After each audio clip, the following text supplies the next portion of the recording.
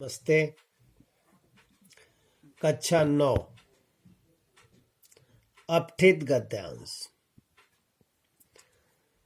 निम्नलिखित गद्यांश को ध्यानपूर्वक पढ़कर पूछे गए प्रश्नों के लिए सही विकल्प चुनकर लिखिए।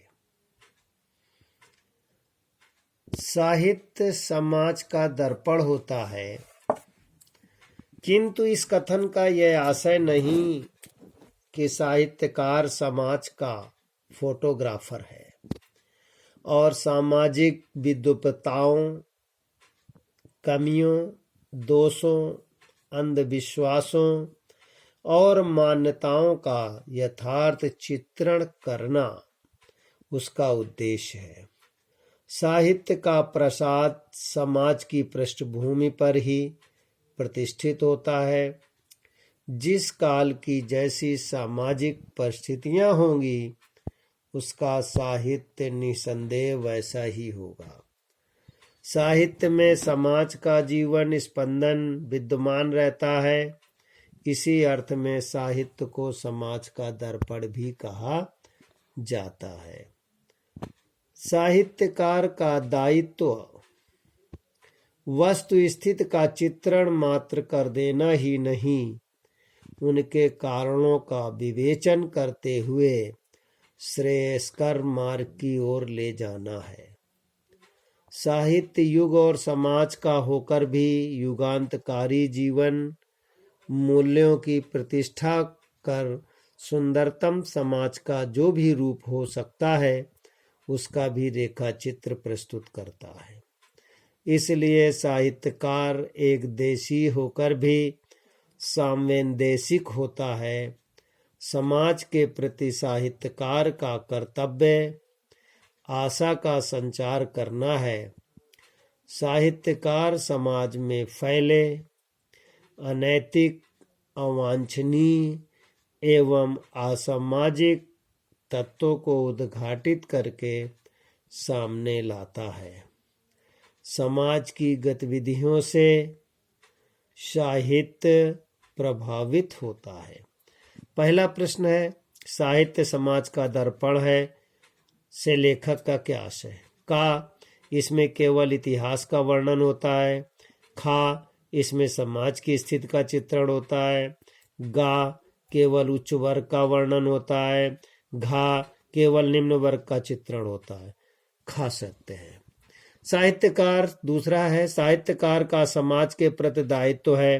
का, सिद्धांतों के चिपके रहना। खा, कोरी बातें करना।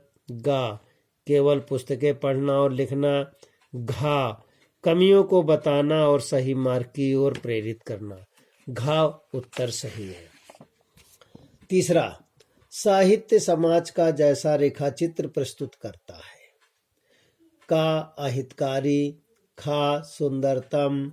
गा, अनुपयोगी। घा, सार्वभौमिक।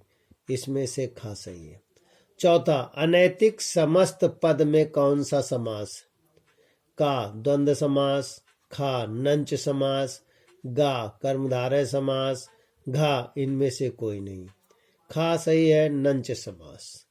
पांचवा है, प्रस्तुत गद्यांश का उपर्युक्त शीर्षक है। का, साहित्य और समाज। खा, साहित्य और साहित्यकार। गा, साहित्य समाज का दर्पण है। घा, साहित्य का उद्देश्य।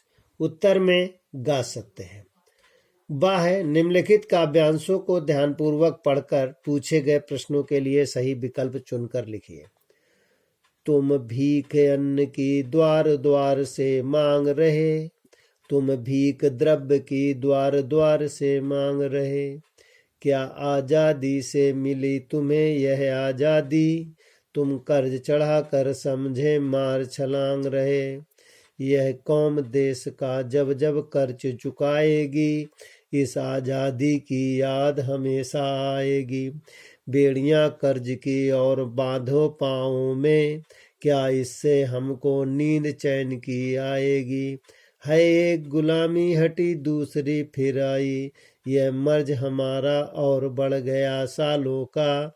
पीछे झंडा फहराना ये झंडे वालों, पहले जवाब दो मेरे चंद सवालों का।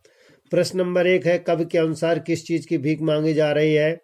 उत्तर है कवि के अनुसार संस्कृत की भीख मांगी जा रही। दूसरा है, प्रस्तुत काव्यांश में कर्ज की संज्ञा दी गई है। उत्तर है बेड़ियों से। तीसरा है, कवि को ऐसा लगता है कि एक गुलामी हटने से कुछ नहीं हुआ, क्योंकि इसका उत्तर है दूसरी गुलामी आ गई। चौथा है, कवि ने कर्ज को बताया है मर्ज के समान। पांचवा है, मर्ज शब्द से कवि का क्या आशय है? उत्तर है बीमारी से। विद्यार्थी लिखेंगे और याद भी करेंगे अपठित गद्यांश एवं पद्यांश।